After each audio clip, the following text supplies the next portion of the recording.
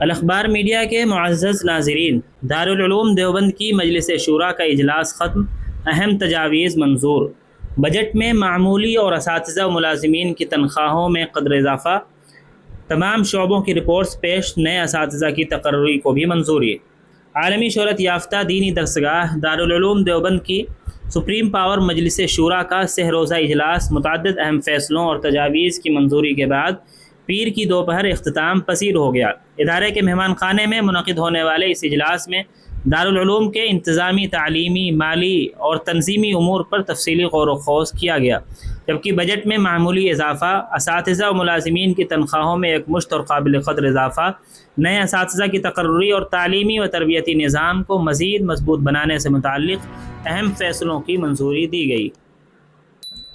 اجلاس کا آغاز تلاوت کلام پاک سے ہوا، جس کے بعد سابقہ کارروائی کی توثیق عمل میں آئی۔ بعد ازاں ادارے کے مختلف شعبہ جات بالخصوص تعلیمات، تعمیرات، محاسبی، تنظیم و ترقی کے نظماء نے اپنی اپنی تفصیلی رپورٹیں پیش کی۔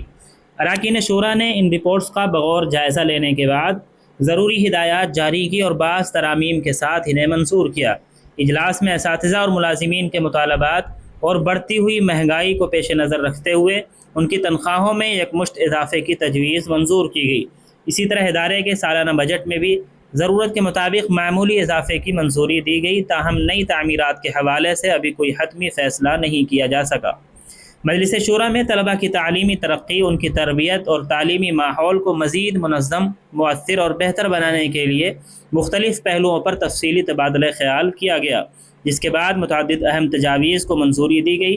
اس کے ساتھ ہی ادارے کے داخلی اور خارجی امور بھی زیر غور آئے، جبکہ ملک بھر کے مدارس اسلامیہ کو درپیش مسائل اور موجودہ چیلنجز پر بھی اراکین شورا نے تفصیلی گفتگو کی۔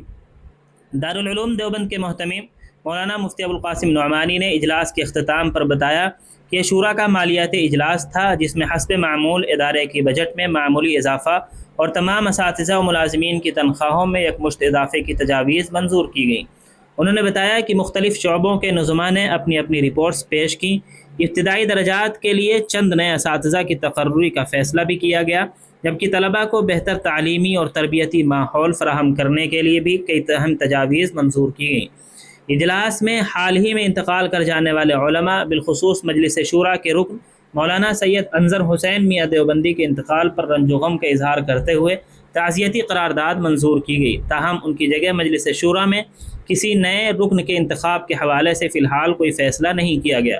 ملک و ملت کی سلامتی، ترقی اور خیر و برکت کی خصوصی دعا کے ساتھ مجلس شورا کا سہ روزہ اجلاس اختتام پذیر ہو گیا۔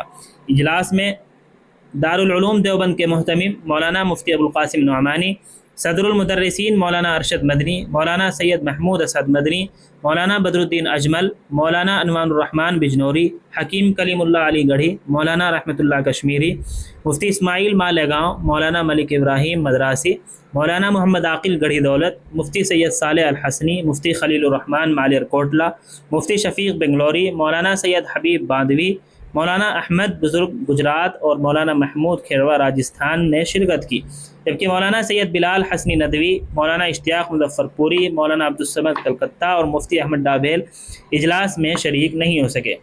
تو یہ رہی ناظرین مکمل رپورٹ۔ آپ کی کیا رائے ہے کمنٹ باکس میں ضرور لکھیں۔